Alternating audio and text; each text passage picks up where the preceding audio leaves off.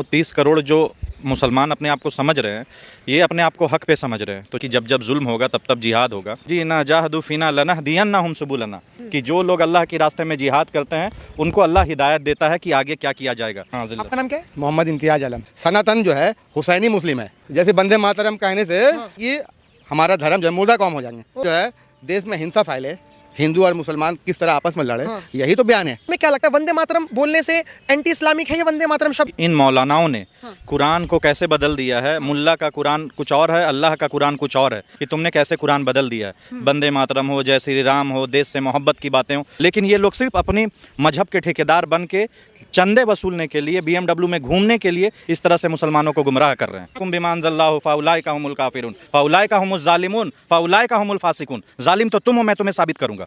मैं जैसा कहूँ वैसा करो, नहीं तो सरतन से हो जाएगा। तो ये भाई तू सबसे बड़ा मुखिया बना हुआ है। नमस्कार सर, नाम क्या होगा आपका?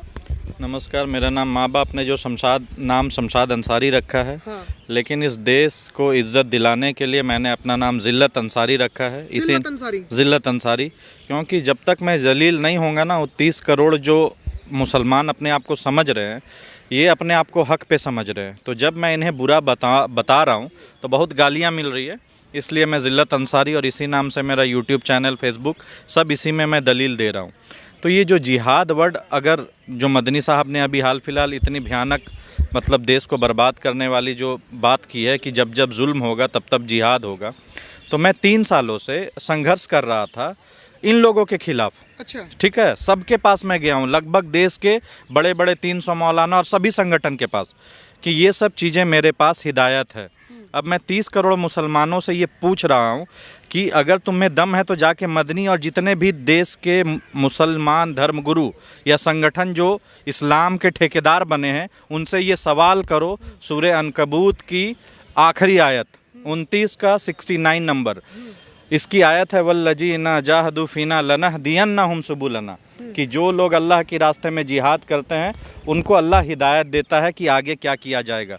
पूछो उनके पास क्या हिदायत थी। मैं 3 साल से रगड़ रहा था चप्पल जूता, इनके सामने रो रहा था। कभी देवबंद मदरसा जा रहा हूँ, कभी मुंबई जा रहा हूँ, किसी ने साथ नहीं दिया। आज जब मैं PIL दाखिल किया हूँ तो सब बड़बड़ा रहे हैं और गाली दे रहे हैं। तो मैं ये बताना चाहता हूँ कि जिहाद का मतलब कितना गलत बताए हो तुम लोग। आओ कोर्ट में कुरान लेके तब बताऊँगा कि जिल्लत नाम बताया आपने? हाँ, जिल्लत। आपका नाम क्या है? मोहम्मद इम्तियाज आलम। आपने ये इसमें क्यों शामिल हो गए? आपको क्या लगा बुरा के चीज़ें गलत बताई जा रही है? आपको गलत चीज़ें क्या लगी? पूरी गलत दिख रहा है, इसलिए कि इल्म जो है 2 तरीका का है। 2 तरीके? कौन से 2 तरीके? एक है इरफानी, ठीक है, एक है शैतानी। हाँ। तो इरफानी इल्म ये कहता है कि अमन हमारे देश में किस तरह कायम होगा। ठीक है, उसके लिए जिहाद जो है जिल्लत अंसारी साहब भी और मैं भी, और भी हमारे साथ लोग हैं। हाँ। ऐसा नहीं है, इसलिए कि हम लोग जो है सनातन जो है हुसैनी मुस्लिम है। हाँ। और देश के अंदर 100 करोड़ जो है सनातन हिंदू भी है, जिसका सम्मान जो है। आपने बताया था शैतानी भी। शैतानी भारत देश के अंदर है?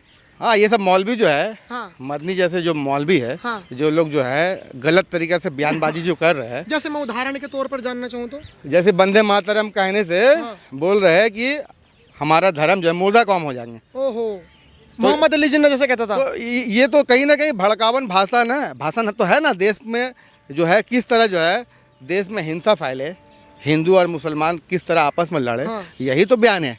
जिल्लत अंसारी जी, जो आपने अल्लाह का कुरान पढ़ा है, जो आपने बताया, जो कुरान की आपने पढ़ाई करी है, उसमें क्या लगता है वंदे मातरम बोलने से एंटी इस्लामिक है ये वंदे मातरम शब्द? यही चैलेंज मैं PIL में कर रहा हूँ कि इन मौलानाओं ने कुरान को कैसे बदल दिया है। मुल्ला का कुरान कुछ और है, अल्लाह का कुरान कुछ और है। इसी को चैलेंज कर रहा हूँ मैं कोर्ट में, और इनको मैं दिखाऊंगा कि तुमने कैसे कुरान बदल दिया है। बंदे मातरम हो, जय श्री राम हो, देश से मोहब्बत की बातें हो, कुछ भी इस्लाम में ये चीज़ और खूबसूरती से बताया गया है। लेकिन ये लोग सिर्फ अपनी मजहब के ठेकेदार बन के चंदे वसूलने के लिए, BMW में घूमने के लिए इस तरह से मुसलमानों को गुमराह कर रहे हैं। अब जैसे मान के चलिए पार्लियामेंट में इकरा हसन थी, असदुद्दीन ओवैसी जी थे, तमाम वो बड़े बड़े नेता जो मुस्लिम लीडर्स बोले जाते हैं, अपने आप में मानते हैं, उन्होंने चीज़ों को कोट करा कि जैसे वंदे मातरम में सुजलाम सुफलाम मतलब साफ हवा साफ पानी, मलेज शीतलाम मतलब साफ पहाड़, ठीक है, शस्य श्यामला मातरम वंदे मातरम। तो उन्होंने कोट करने के बाद उन्होंने कहा कि देखो ये तो हो गया एक रीज़न कि भारत सरकार वंदे मातरम के गीत पर चर्चा कर रही है, लेकिन उस गीत को धरातल पर नहीं उतार रही।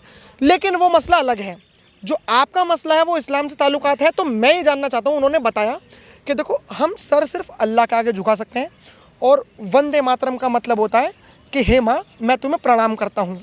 जो नमन करता है वो सर झुका कर करता है, और उन्होंने क्लियर तौर पर कहा है कि सर तो सिर्फ अल्लाह के आगे झुकेगा।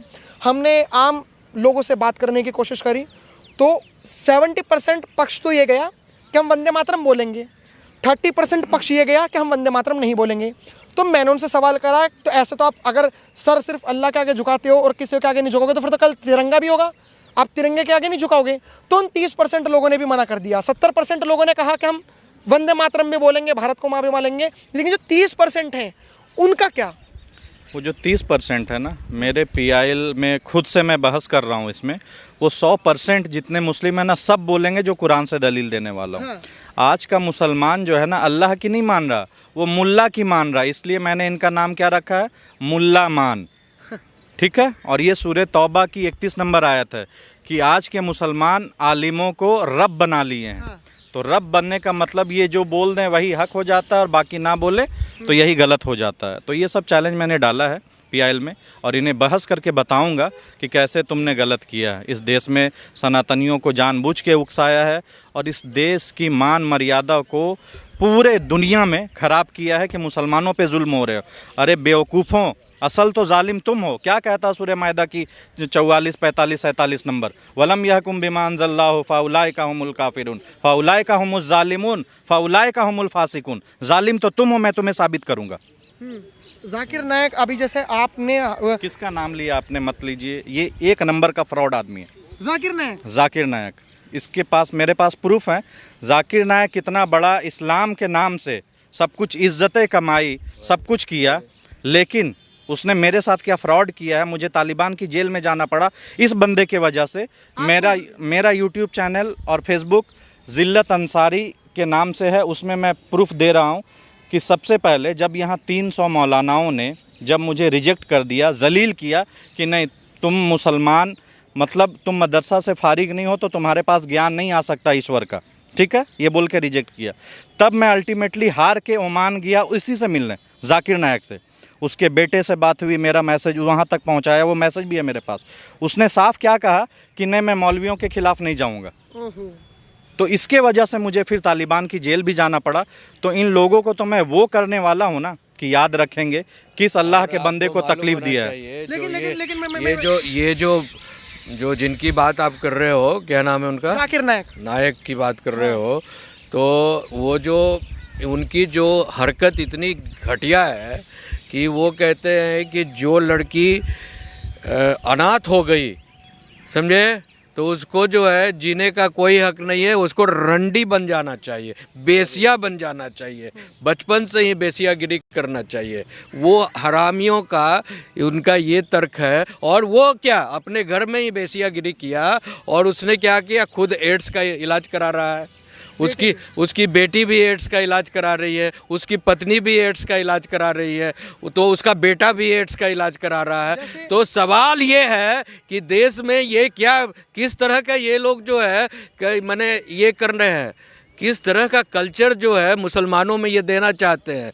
क्या कहना चाहते हो तुम, गुरु बनकर, स्पीचर बनकर जो है, क्या यही सब करना चाहते हो? जैसे इन्होंने PIL में काफिर वगैरह की चीज़ें भी इन्होंने इंक्लूड करी। तो मैंने जो जाकिर नायक का नाम लिया, उनका नाम लेने का मकसद ये था कि जैसे उन्होंने एक आयत कोट करी, सूरा नंबर 9 आयत नंबर 5। सूरा नंबर 9 आयत नंबर 5 कहता है कि जहाँ काफिर दिखे वहाँ मारो। हालांकि मैं इस्लाम से ताल्लुकात नहीं रखता, तो मेरे को तालीम नहीं है कुरान की या फिर हदीस वगैरह की, लेकिन उन्होंने जो अपने मुंह से बोला, आपको लगता है कि जाकिर नायक ने जो बताया कि जहाँ काफिर दिखे वहाँ मारो, और काफिर वो है जो अल्लाह को नहीं मानता। अल्लाह को कौन मानता? जो इस्लामिक व्यक्ति है। अब जो इस्लाम से नहीं है, ओवरऑल क्रिश्चियन हो, यहूदी हो, हिंदू हो, कोई भी हो, वो तो काफिर ही हुआ। बस आपके सवाल में ही जवाब है। तो फिर पूरी दुनिया को मार दो। मार दो, उनका तो यही मिशन है। अरे मार भी रहे हैं। दुनिया का किसी भी कोना में चले जाओ, ऑस्ट्रेलिया चले जाओ, ऑस्ट्रिया चले जाओ, इटली चले जाओ, जापान चले जाओ, ये अमेरिका चले जाओ, जहाँ भी चले जाओ, जर्मनी चले जाओ, सब जगह वही चल रहा है। जहाँ देखो बम फोड़ रहे हैं। चाहे कोई आदमी इजराइल चले, वहाँ मार रहे हैं, वहाँ मार रहे हैं, वहाँ कोई आदमी सेलिब्रेशन पर्व का कर रहा है। अभी हाल में हुआ ना ऑस्ट्रेलिया में, हाँ, बॉन्डी बीच पर। तो क्या है, मैं जैसा कहूँ वैसा करो, नहीं तो सरतन से जुदा हो जाएगा। तो ये भाई तू सबसे बड़ा मुखिया बना हुआ है, चौधराहट जो कर रहा है, तो तेरे को भी मारने वाले अगर यूनाइटेड नेशन इसी इशू पर बैठ जाए, हाँ, कि भैया ये कौम को ही ख़त्म करो, ये सबको मार रहे हैं, पूरी दुनिया में चुन चुन कर मार रहे हैं, आइडेंटिफाई कर कर, तो क्यों नहीं इन्हीं को ख़त्म कर दिया जाए। तो एक जगह सबको छांट कर ले आएगा, ऊपर से न्यूक्लियर बम ड्रॉप कर दिया। पूरे दुनिया के लोग, पूरे दुनिया के अगर लीडर्स ऐसे हो जाए कि भाई सारा दुनिया का देश परेशान है, हर आदमी परेशान है इस कौम से, तो फिर तो भाई तो शांति मोहब्बत से तुम नहीं रहोगे, तुम ज़बरदस्ती करोगे, सबको मारने कूटने पीटने की बात करोगे, तो और लोगों में खून पानी है कि नहीं, बुद्धि है कि नहीं है। तो